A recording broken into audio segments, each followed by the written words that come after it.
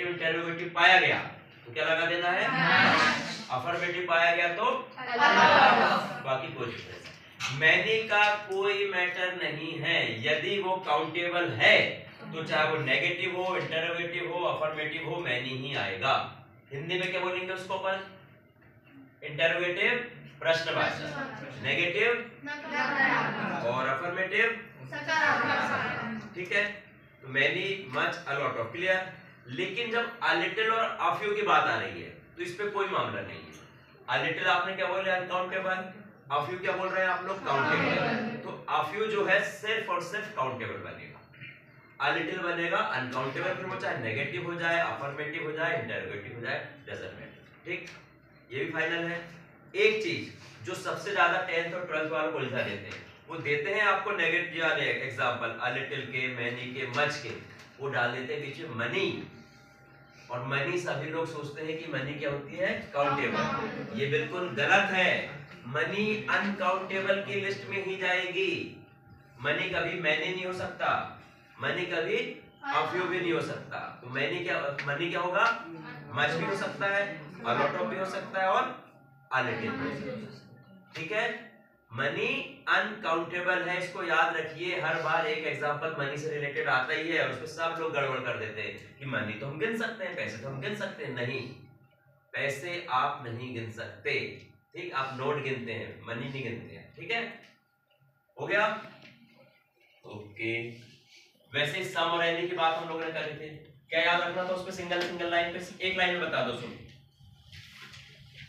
हाँ, सम जो होता है वो अफर्मेटिव, एनी जो होता है वो नेगेटिव, इसको भी छोड़ दो। इसके अलावा हमारे पास ईआर आया था, तो एक नंबर डिग्री का आता है, कंपैरेटिव सुपरलेटिव। ईआर वाली डिग्री के बाद क्या लगाना? जब भी ईआर आएगा उसके जस्ट बाजू में जो ब्लैंक्स होगा उसमें कुछ नहीं देखना आपको। आपने ईआर देखा, बिगर, हायर, मोर, बेटर, जैसे ही आपने ईआर देखा आप लगा दीजिए उस पर 10, बात खत्म। उसको आपको पूरा नहीं भी पढ़ेंगे तो चल जाएगा, क्योंकि हमको नंबर चाहिए और एक नंबर मिल जाएगा। ठीक है, ईआर, ईआर के बाद क्या बनना है सुमित? देन, THAN वाला देन। उसी तरह सुपरलेटिव भी एक डिग्री बनेगी, लेकिन दोनों में डिफरेंस क्या है? जो कंपैरेटिव बोलता है कि आप ईआर के बाद देन लगाइए, लेकिन सुपरलेटिव ऐसा नहीं बोलता। सुपरलेटिव क्या बोलता? जो एसटी और ईएसटी आपको लगाना बताएंगे उसके पहले दा लगाना है। सुपरलेटिव में दा पहले लगेगा और कंपैरेटिव में देन बाद में लगेगा, बस, बाकी कोई मामला नहीं। तो याद रख पाओगे? Yes sir. इसको कुछ नहीं करना है, इसको सिर्फ पढ़े लेना सिंगल लाइन पे कि अच्छा ईआर है देन लगा दो, एसटी ईएसटी है दा लगा दो, हो गया।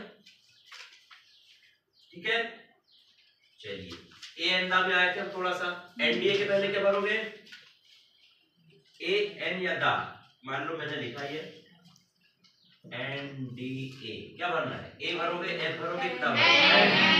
क्यों भरोगे एन? क्योंकि ये जो एन है जिसमें भी ये ए एडी का बन जाएगा उस पे हमेशा एन।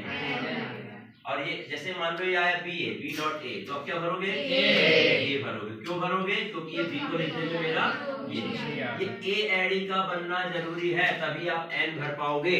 अगर ये नहीं भर पाओगे, अगर ये एन नहीं मतलब ए नहीं आया तो आपको एन नहीं भरना है। अगर आपका चाहे बी आ जाए, सी आ जाए, डी आ जाए, डजंट मैटर, आपको चुपचाप उठा के ए। इसके अलावा दो प्रकार के आपको क्या बताए गए थे जो वोवेल्स होते हैं, कि वोवेल्स में तो सबको पता है कि वोवेल्स में क्या भर देते हैं हमको? एन। लेकिन 12th है वो इतना आसान नहीं देगा कि आप एप्पल के आगे एन भर दो, ऑरेंज के आगे एन भर दो।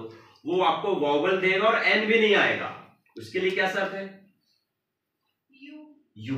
लेकिन यू कौन सा? हिंदी वाला यू। ये यू जिसपे ये हिंदी वाला यू बनेगा और शब्द काय से चालू होगा? वोवेल से। जैसे यूरोपियन, EUROPIAN। देखो अब इसको लिखूंगा तो मैं कैसे लिखूंगा? देखो ये आ गई, ये बन गई यूरोपियन। ये और क्या बन सकता है? Useful, uniform. हमको क्या देखना है? सिर्फ यू। जिस पे यू बन रहा है, देखो ये ई से चालू हो रहा है, ये यू से चालू हो रहा है, ये भी यू से चालू हो रहा है, तो ई भी वोवेल हो गया, यू भी वोवेल हो गया। तो वोवेल में मैं फिर से बोल रहा हूं कि वोवेल वाले जो भी शब्द है एन ही भरना है। लेकिन यदि उस वोवेल को पढ़ने में यू आ गया, ये वाला यू आ गया, तो फिर आपको एन नहीं भरना है, ए भरना, और यही आता है। क्योंकि ये तो फिर प्राइमरी में बच्चों को पढ़ा दे रहे हैं कि वोवेल के पहले एन भरो, कॉन्सोनेंट के पहले ए भरो। तो फिर 12th का मतलब क्या, 10 12th वो ऐसे देता है ताकि आप लोग भूल जाओ। तो याद रख पाओगे? यूनिवर्सिटी आ सकता है, यूजफुल आ सकता है, यूनिफॉर्म आ सकता है ना। हाँ, अब मान लो ये आ गया, चलो ये आ गया, एग आ गया, ऑरेंज आ गया, इसमें कोई मामला नहीं है। देखो अम्ब्रेला आ गया, देखो अम्ब्रेला भी यू से चालू हो रहा है, यूनिफॉर्म, यूजफुल, ये भी यू से चालू हो रहा है। दोनों में क्या फर्क है? अम्ब्रेला जो है वो अम्ब्रेला में लिख रहा हूँ, देखो आ बन गया, हमको आ नहीं चाहिए, हमको क्या चाहिए? यू। अब देखो ये यूनिफॉर्म में मैंने क्या लिख रहा हूँ? यू। तो यू बना यानी कि हमको ए भरना है, और यू नहीं बना तो फिर सब में हमको एन। इसको फाइनल करते हैं, है ना। इससे ज्यादा समय हम इस पे नहीं दे सकते। एक नंबर पौधा दा के लिए क्या बताया गया? जिसको उसके नाम से जाना जाता है, बात खत्म। इसके अलावा कुछ नहीं करना। कुछ लोग बोलते हैं बड़ी बड़ी चीजें होने, फेमस चीजें नहीं। एक सुई भी है तो दा हो सकती है, लेकिन उसको नाम से जाना, जिसको उसके नाम से जाना जाता है। ये मोबाइल लगा है, मोबाइल का नाम क्या है? रेडमी, इसलिए दा है ना। ये टेबल है, टेबल का कोई नाम है क्या? नहीं है। ये चेयर का कोई नाम है क्या? नहीं है। चेयर का नाम आपने दे दिया नीलकमल, तो दा बोलना पड़ेगा। ये देखो पेन है, ये पेन का कोई नाम है क्या? नहीं है, लेकिन मैं पेन का नाम दे दिया, इस पे क्या नाम है? पेन का कैमलिन, तो मुझे क्या बोलना पड़ेगा? तो सिर्फ इतनी बात याद रखिए कि जिसको उसके नाम से जाना गया उसको दा बोला जाएगा। River, mountain, fountain, pen, book, copy, ये कोई नाम है क्या? आप कॉपी का नाम दीजिए।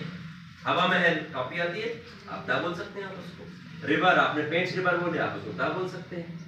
ये बोतल रखी है, ये बोतल आ बोतल है, लेकिन बोतल का की सेलो की, इसको दा बोल सकते हैं। Final, the moon, the sun, the Taj Mahal, the Red Fort. क्यों बोल रहे हैं?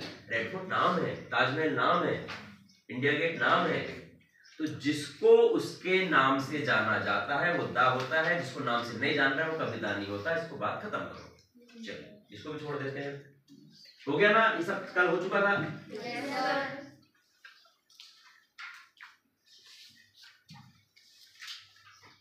हाँ, प्रेफर के साथ क्या भरना है? प्रेफर कंपल्सरी आता ही है 10th में 12th में। प्रेफर शब्द जैसे ही आएगा PREFER, ये बड़ा प्री है बोर्ड का शब्द। प्रेफर शब्द आएगा I prefer tea to coffee, I prefer apple to banana. Prefer आया, आपको क्या भरना है? To, TO2। बाकी उसके अलावा उसमें आपको कुछ नहीं लगाना है। ठीक है। 3 चीजें और बताई गई थी। डू एज डायरेक्टेड में 3 ऐसे शब्द हैं जिसमें बगैर मेहनत के नंबर मिलते हैं और वो एक कहीं ना कहीं आ जाता है। वो तीनों शब्द क्या है? बट, बिकॉज और एंड। ये तीनों शब्द आपसे कोई मेहनत नहीं कराते। इस पे आपको 2 एग्जांपल आने हैं, ए और बी।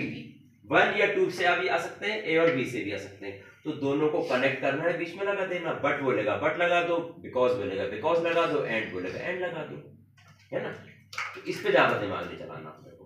बट, बिकॉज और एंड ये आपके लिए फ्री ऑफ कॉस्ट नंबर दिया जाता है। यूज क्या करना है? 2 सेंटेंस के बीच में। फाइनल, ठीक है। चलिए तो आज आगे जाए। हाँ, और एक चीज क्या बताया था? बीमारी। एक बीमारी वाले एग्जांपल कंटिन्यू आते हैं। कैंसर हो सकता है, टाइफाइड दे देगा, मलेरिया दे देगा, कुछ भी बीमारी का नाम दे दे। तो क्या याद रखना है? यदि बंदा बीमारी से मरा, डेड आया, उस पर डेड शब्द आया, तो डेड के साथ क्या भरना है? और बीमारी का नाम दिया है लेकिन वो मरा नहीं है, तो एप्लीकेशन याद करो अपनी। I am suffering from fever बोलते थे ना। तो बीमारी आई लेकिन बंदा जीवित है, तो आपको भरना है फ्रॉम, सफरिंग फ्रॉम। तो सफरिंग के साथ फ्रॉम, और डेड आया तो ऑफ। ये 2 में से भी एक जरूर पूछा जाता है। ठीक है। इसके अलावा सेंस फॉर भी क्लियर हो गया। ठीक है, पक्का। 4 दिन से पहले क्या भरोगे? 4 डेज आया आखिरी में, तो सिंस भरोगे, फॉर भरोगे। मॉर्निंग 1947 6 बजे। और किसने बोला? 6 बजे से। 3 नंबर ऐसे हैं जो फॉर में नहीं जाते, बाकी सारे नंबर फॉर में चले जाते। तीनों बताओ। पक्का? चलिए इतना बहुत हो गया। अब आज आगे की पोर्शन बढ़ जाए। कर लोगे? जिसका रिवीजन नहीं हुआ वो बाकी लोग करा देंगे।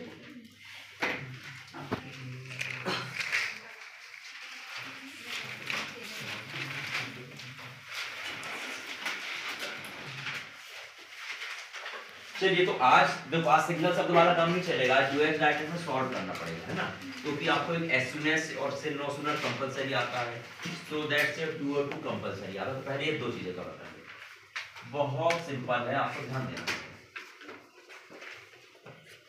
चलिए हेडिंग हम डाल देते हैं, सो